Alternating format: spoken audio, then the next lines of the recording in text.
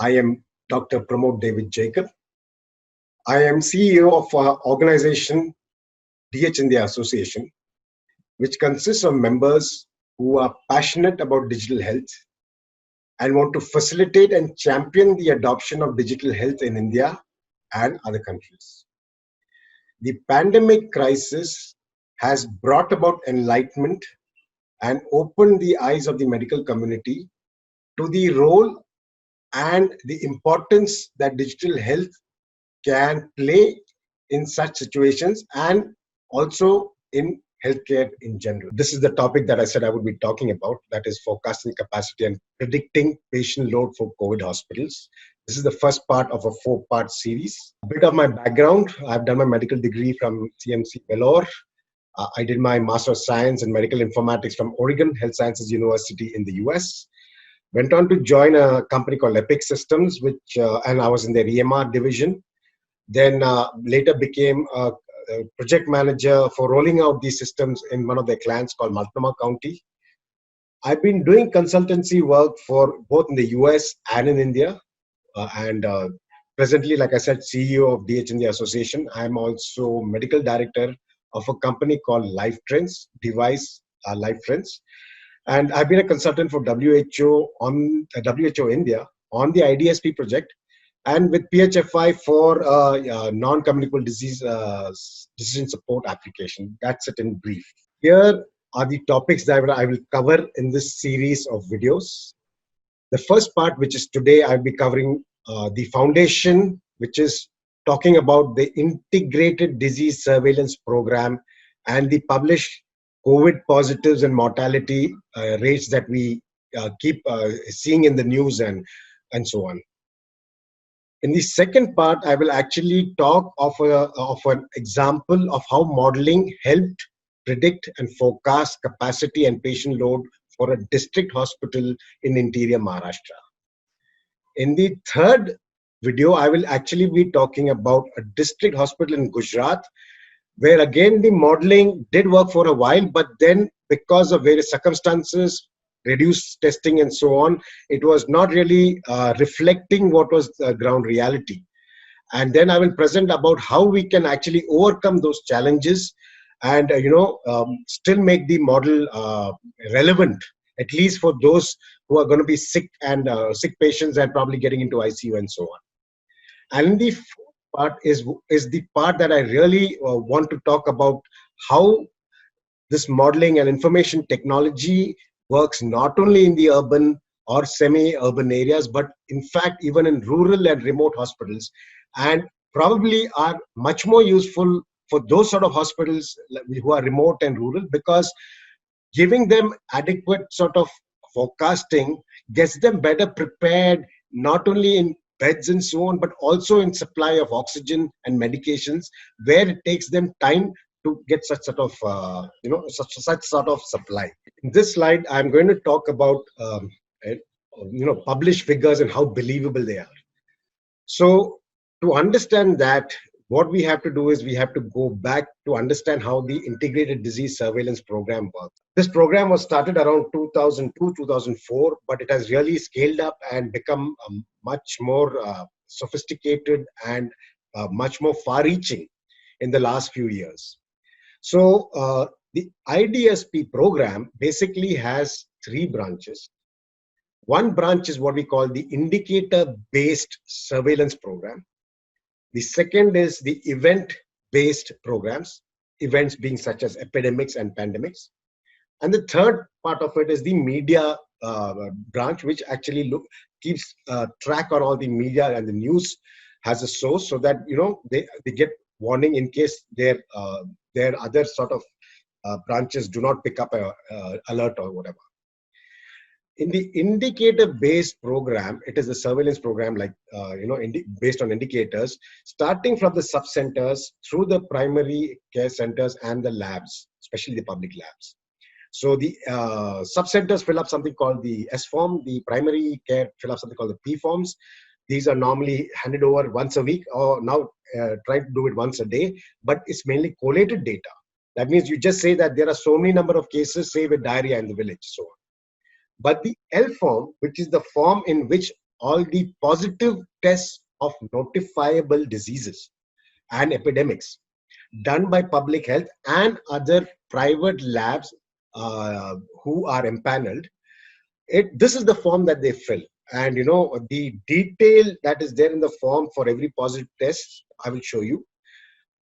Like I said, it's mainly also for notifiable disease, including epidemics.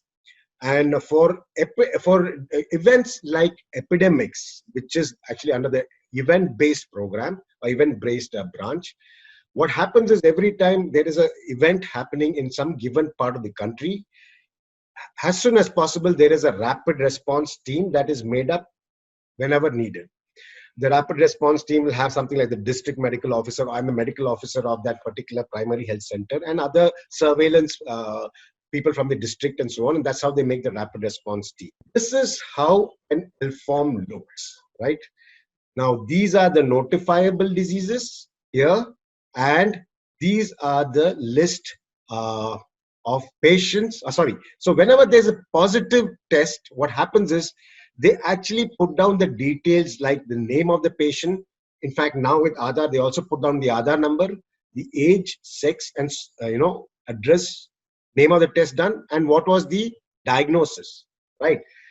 This is done very carefully, especially for positive tests, by every public health and empaneled private health labs.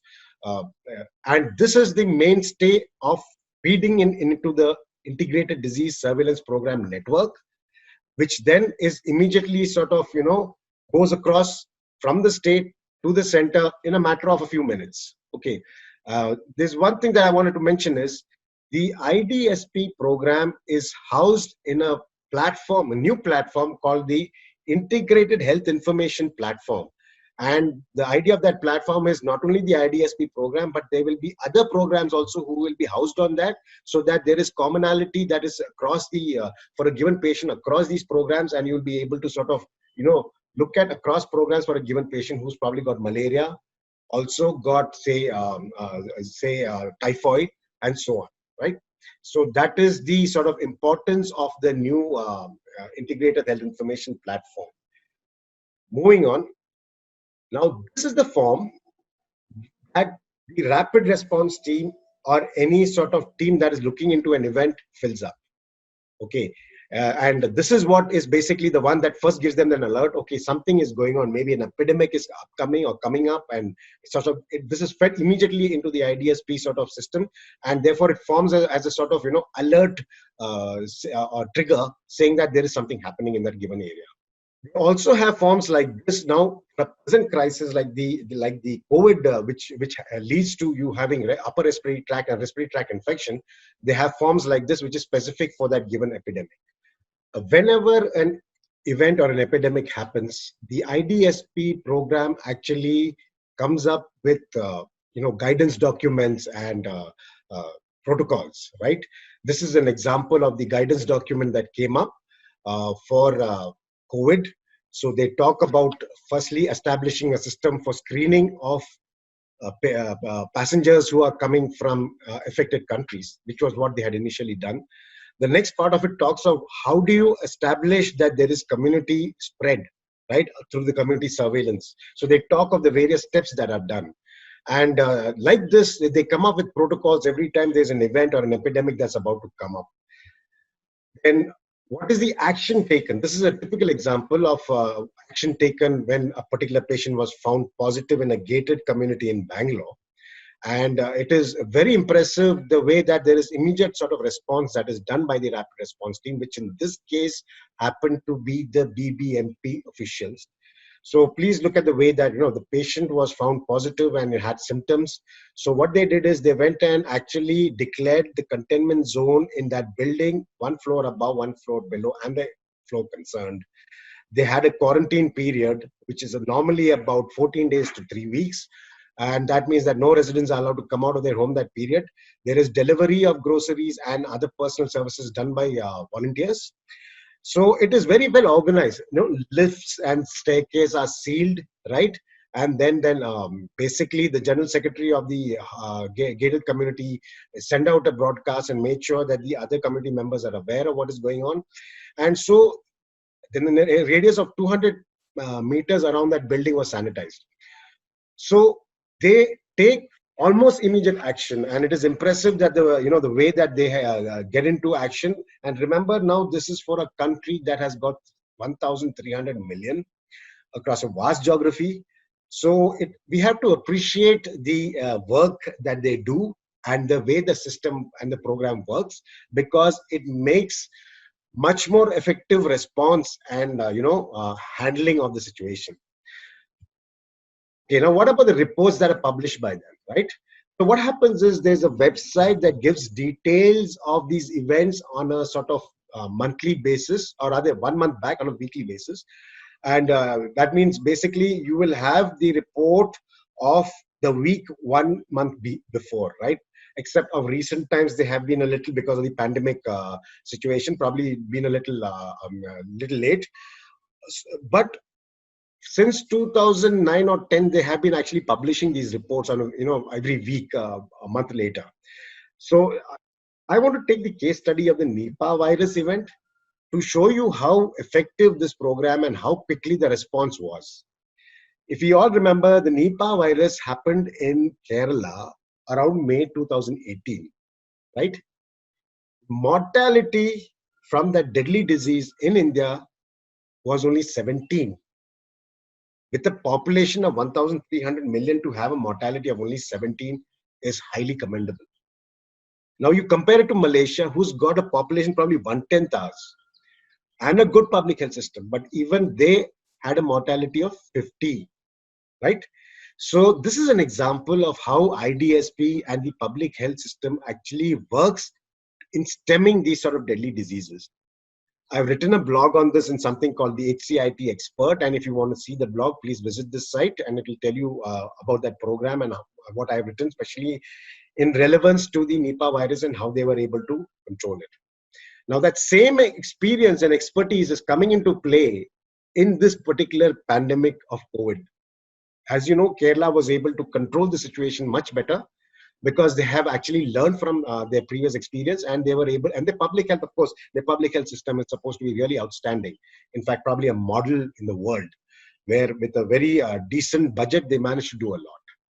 And I really am so thankful to the public health, the public health healthcare workers and all the teams involved, and also the backbone and the support people who run the network and so on. This whole network has now spread across all the districts over the past, from 2005 to now, and almost not only in the district, it has gone down to the level of the community health centers and even to some primary health centers. So if you go to a community health centers, you will see a department is called IDSP, where there you find the guy who actually feeds in the data for those S forms and P forms.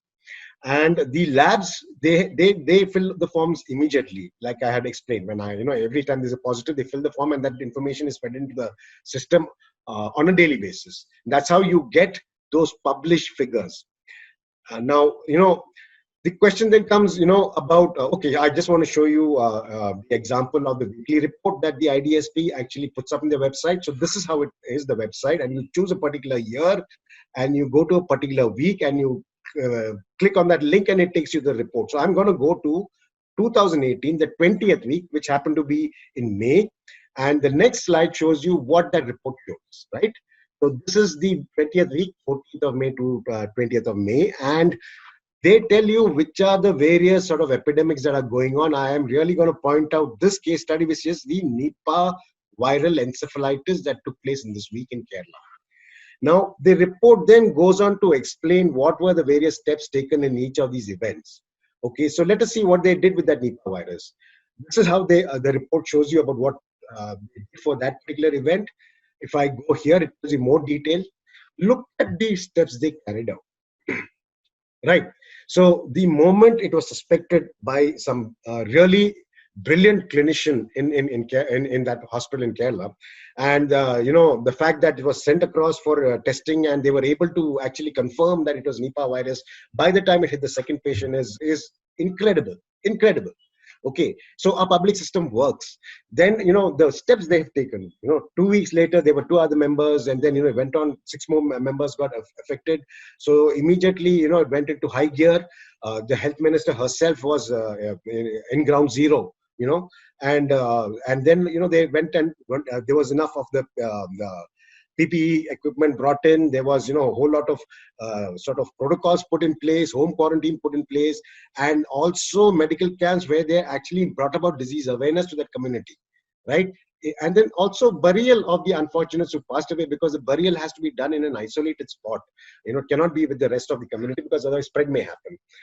So, this is the sort of, the response they do. And very often we forget the wonderful work that is being done by these heroes. And I really want to doff my hat to them and say, and give them all the appreciation, because even at the present time, and mind you, this is a much bigger event across the country, but they are still battling it out and, getting trying to get the situation under control.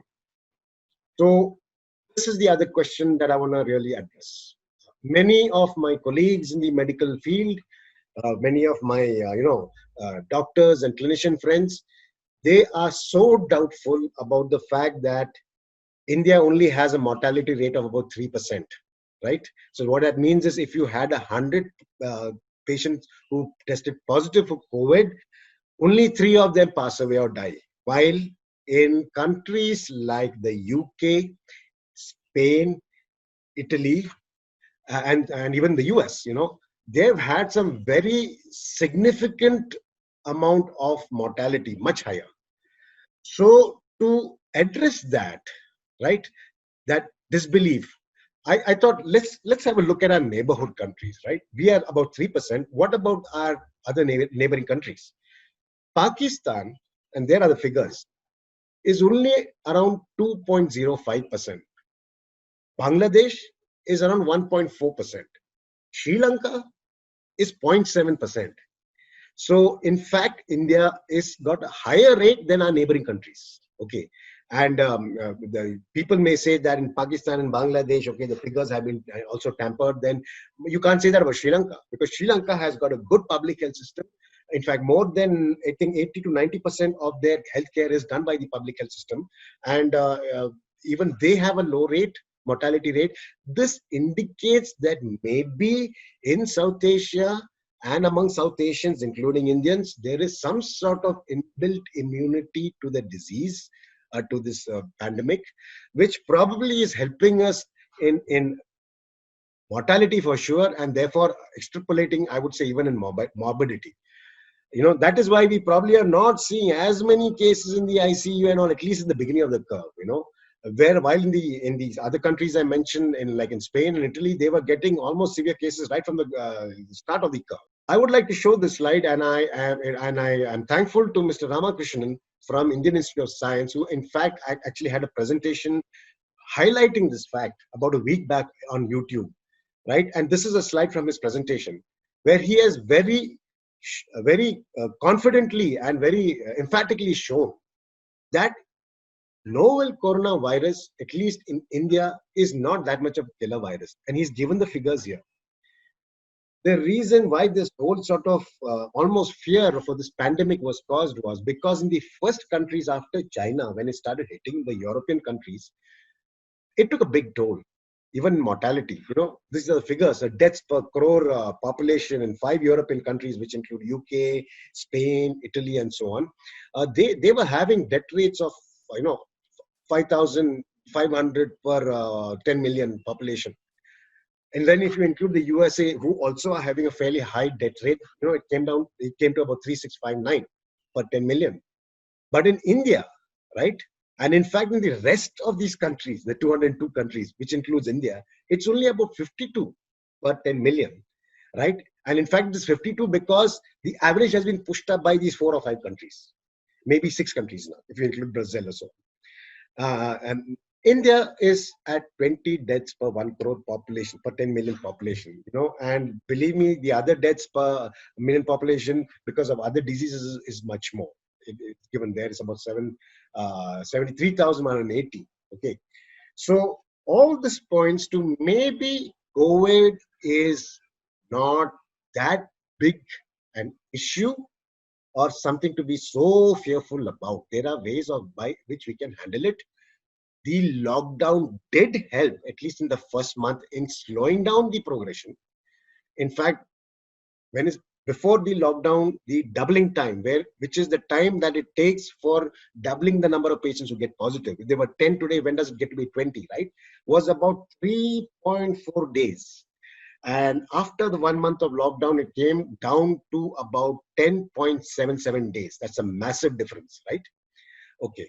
So then I want to talk about, what is this trend that we had about mortality? Was it different as the number of positives went up? Because then that could be showing, okay, there is something that is not believable, or maybe we cannot, be very emphatic of the figure of 3% mortality.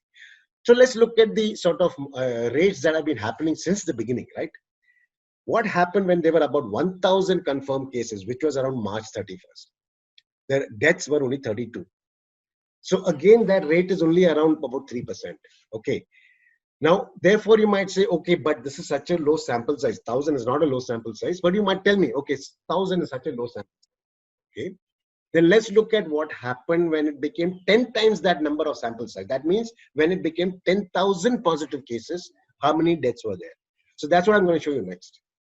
When there were 10,000 positive cases, there were around 300 deaths, which again works out to about around 3%, right? In fact, it's 10,453 and 358, little more than 3%. Okay. Now, 10,000 is a very, very, very, very big sample size. It's a big sample size for any study. And when you have a figure like this, it definitely tells you there's a trend for sure, if not a surety. Okay. And then I'm going to show, okay, then you're going to still say, okay, but what happened when we had even more positives, right? So let's go to when it became 10 times even more. That means 100,000 positives. 100,000 positives, very big sample size. Even when it became 100,000 positives, which happened around, say, May 19th, and in fact, now I think it's going around 150,000 positives.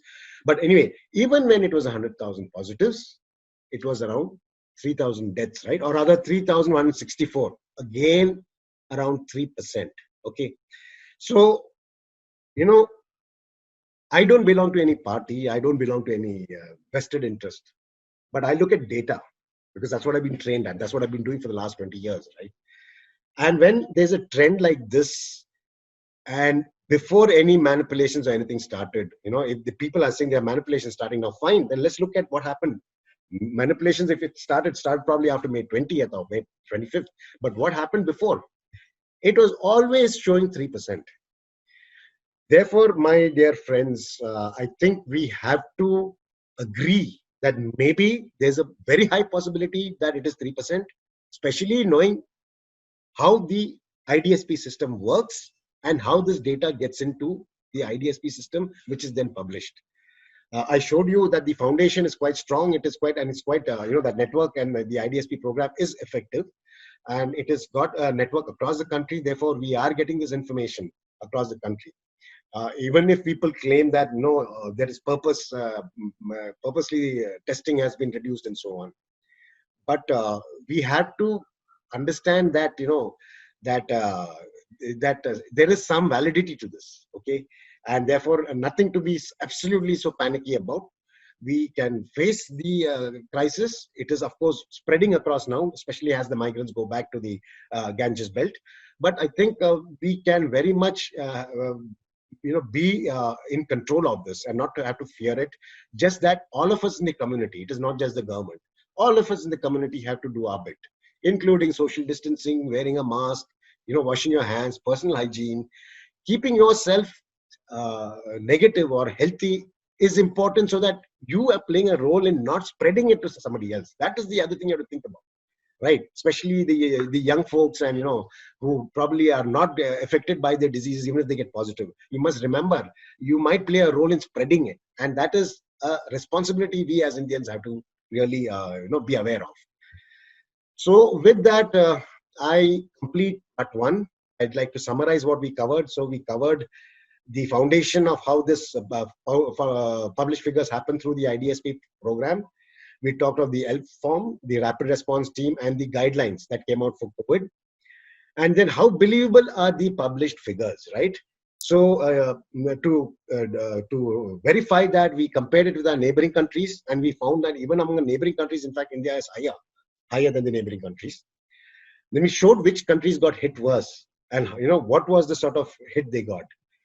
Then we followed it with trying to see the COVID positive and mortality trend, and found that it was always more or less uniform. It was always around 3%. Now, in the coming days, there might actually be a reduction from 3% because we are increase the number of testing for the migrants who are returning.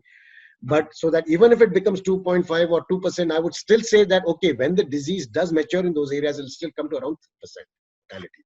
But so I think 3% is something we should look at. Now, with that, I conclude my part one. In the next video, I will actually be showing you how modeling and forecasting helped a district in interior Maharashtra and correctly forecasted, so that they were prepared in time when they knew that they were going to probably run out of capacity, and made alternative arrangements, for the milder patients or for the asymptomatic patients and so on. And in case you are interested in contacting me, I've given my email address there, ceo@dhindia.org. And with that, I conclude the first part. Thank you so much for watching, and hope this was helpful. Jai Hind.